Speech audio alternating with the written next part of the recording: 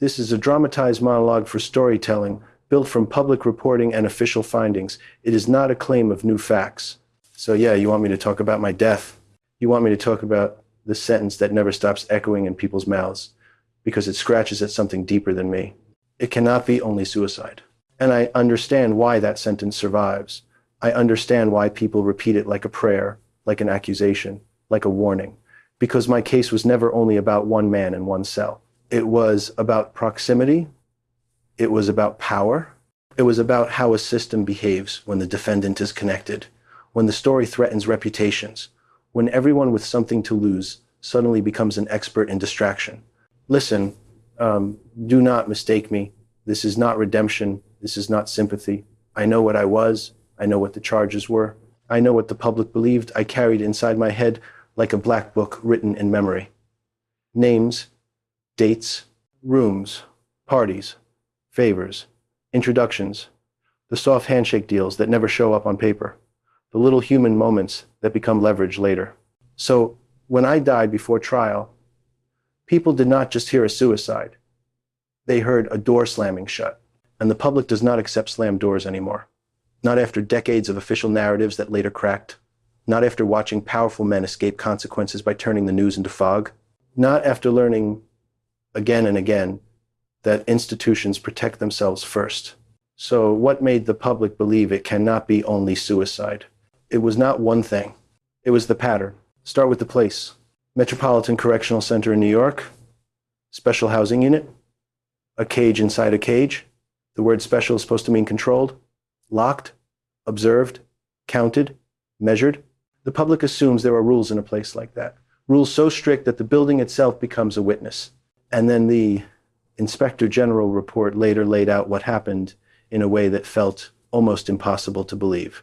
Staff failures, misconduct, dereliction, widespread disregard of Bureau of Prisons policy, a culture where mandatory did not mean mandatory, it meant optional if you were tired, short-staffed, under-supervised, or simply careless. One of the cleanest sparks for public doubt is when a system cannot even tell the truth about basic procedure. Counts, rounds, 30-minute checks. The OIG even spells out the choreography of the night, and the choreography is what makes people suspicious. The SHU is described as a unit where people are locked in their cells for about 23 hours a day. On the evening before I died, the report describes inmates being locked in for the night and the tiers being locked as well. In a setting like that, movement is not supposed to be mysterious. It is supposed to be measurable, and yet the measurements failed. The report describes how staff were supposed to do evening counts and how the required checks were missed. It describes how, overnight, only 2 staff members were effectively on duty in the SHU, responsible for multiple counts. It describes how those counts did not happen, even though count slips were signed and relied upon to clear institutional counts. It even describes that video analysis showed the 2 staff remained seated around the officer station for long stretches instead of walking the tier like they were supposed to. That is a very specific kind of failure, not an accident. A choice to certify a thing you did not do. So people look at that and they do not think mistakes happen. They think this is how cover-ups begin. Not with a mastermind, but with the tired person taking the easiest path and then the institution building a paper wall around that shortcut. And here is the detail the public never forgets. The OIG describes reviewing security camera video inside the SHU and concluding that aside from a brief supervisory visit and a brief pass-through by another officer, no one entered the unit and no one conducted any counts or rounds. Read that again. No counts, no rounds. If you are an ordinary person, you hear that and you do not picture bureaucracy. You picture a long hallway at night, quiet, empty, with the people who were supposed to check on the most famous detainee in America sitting still instead. That image alone is enough to make a whole country say, there is no way this can be only suicide. Because even if I chose to die, the system chose to look away. Now add the morning itself. The report describes breakfast delivery, doors being unlocked, the discovery, the emergency response. In other words, it describes how the institution finally moved when it was too late. That is another reason the public doubts. The system can move fast when the alarm is ringing, but it did not move when prevention required nothing more than walking and looking.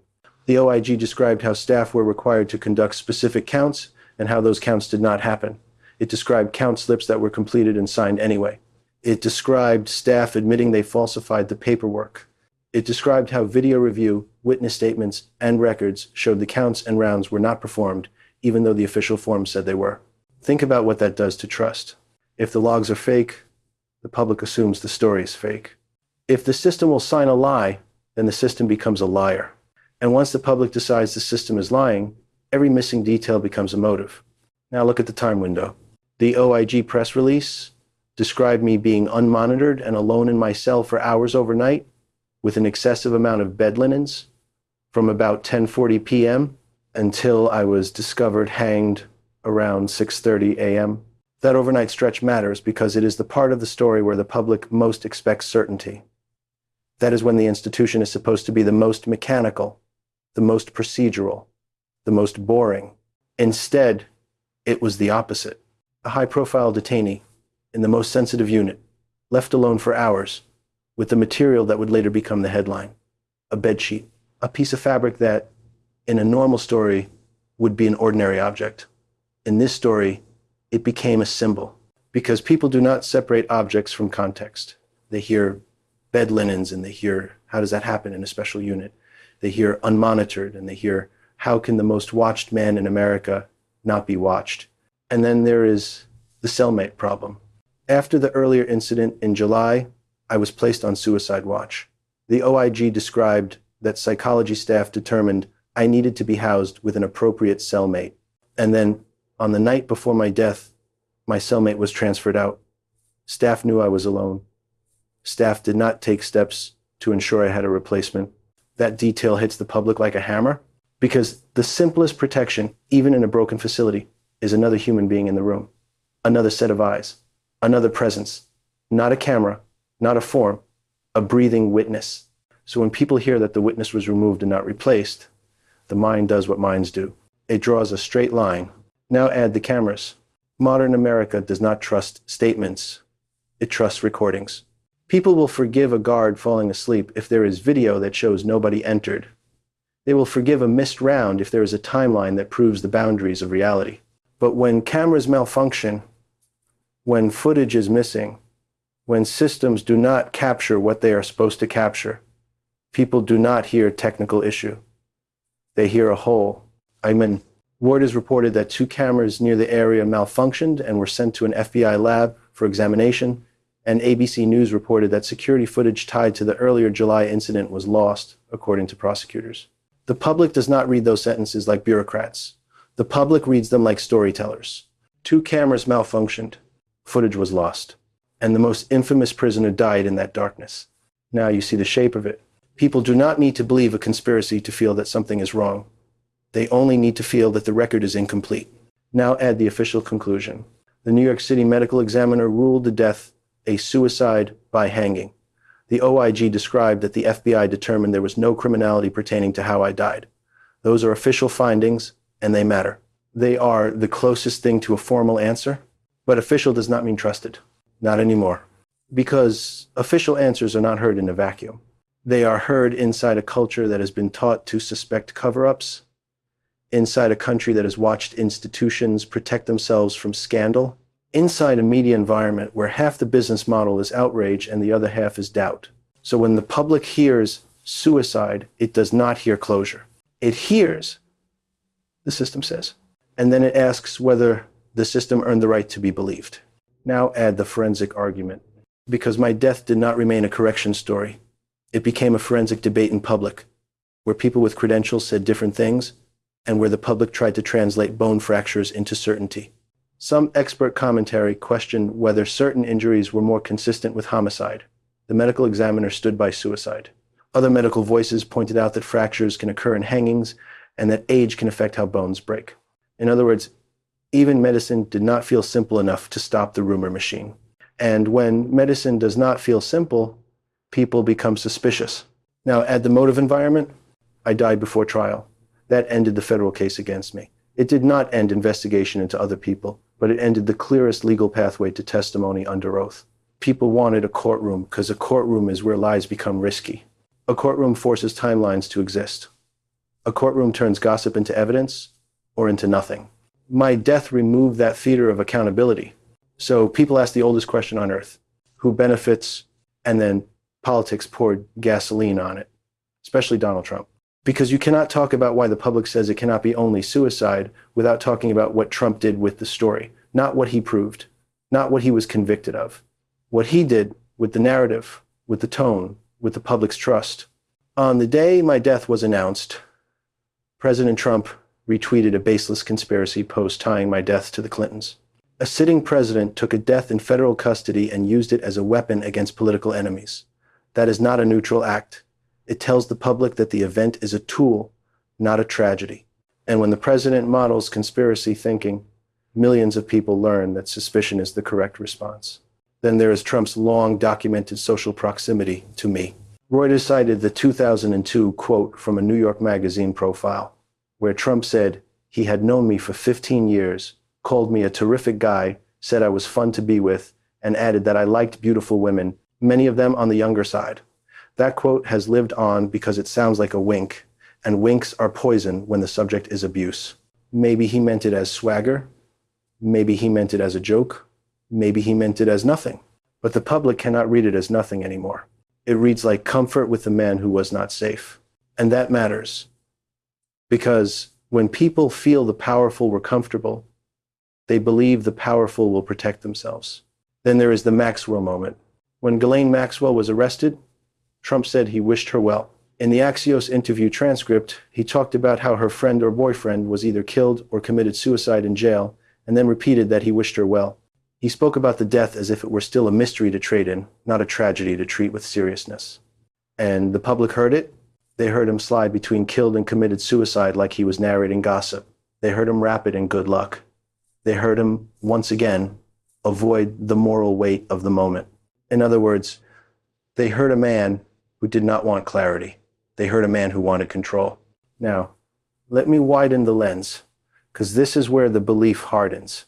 My death happened in a country where trust in institutions was already collapsing. The prison system was not seen as clean. It was seen as overcrowded and understaffed. And when the OIG described staffing shortages, camera problems, and widespread disregard of policy, it did not sound like an isolated accident. It sounded like a symptom of a system that had been failing for years. Then, when the Attorney General, under Trump, William Barr, later described the death as a perfect storm of screw-ups, it landed badly, because perfect storm is the language of inevitability. It is the language of no one could have helped it. But this was not weather. This was human choice and human neglect. So the public heard that phrase and thought, you are trying to soften it. You are trying to turn scandal into fate. And a softened scandal makes people think there is something to hide. Now add what happened after. The guards on duty were charged for falsifying records. Deals were made. The story became, again, less about truth and more about bureaucratic consequence management. And that too feeds doubt, because the public wants a clean moral narrative, but the system delivers the same gray bureaucratic ending over and over. Now add the public psychology. People do not look at my case and say, it is a normal suicide in a normal jail.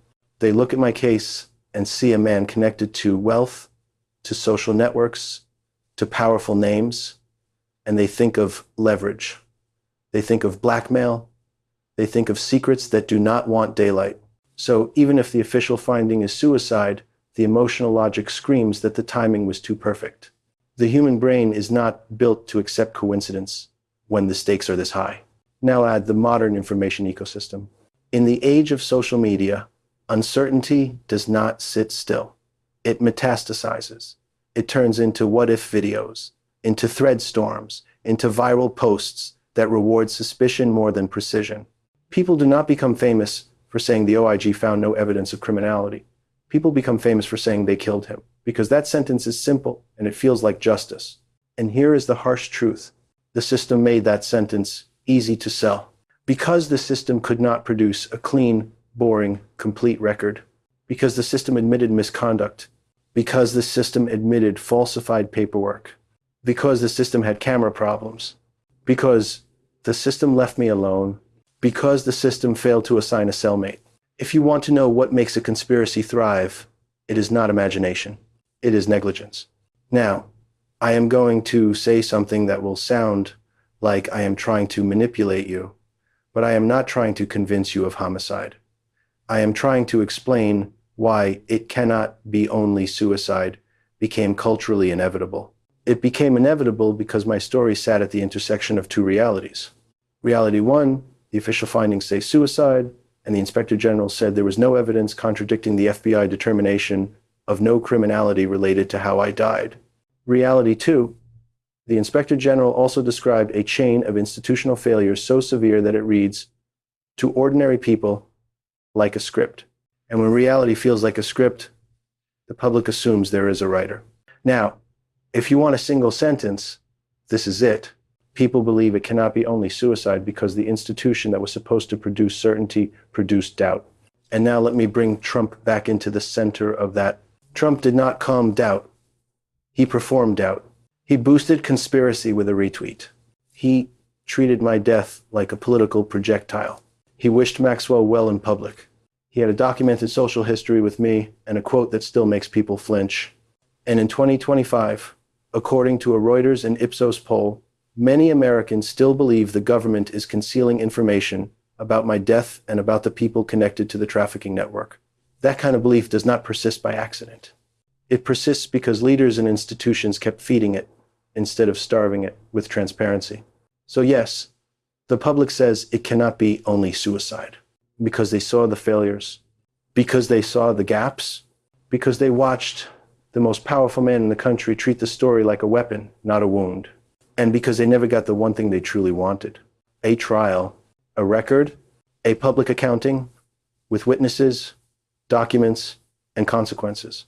Instead, they got a body, a broken timeline, and a political culture that turns every uncertainty into a battlefield. Now you want the ending short. Fine. Maybe the official conclusion is right. Maybe it was suicide, but when procedures fail, when paperwork is falsified, when cameras malfunction, when footage is lost, and when a president like Donald Trump chooses spectacle over truth, you should not be surprised that the public refuses to believe the simplest answer. That is what makes doubt immortal. If you are listening, remember this. Doubt is the tax a broken system makes everyone pay forever. Yeah, that is all.